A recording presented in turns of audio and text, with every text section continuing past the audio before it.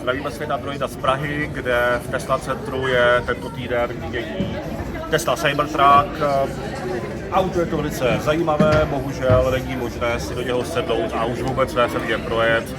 Mimo jiné, protože nemá homologaci pro jízdu v České republice. Podíváme se na něho zblízka a povíme, čím je zajímavé.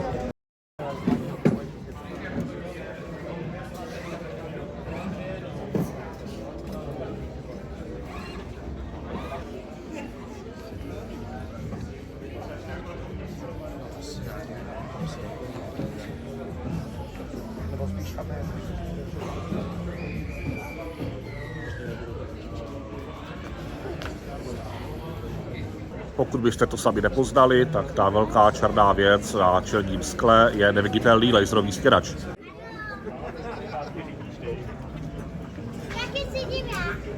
Tak s těmito koly byste možná projeli i Brnem.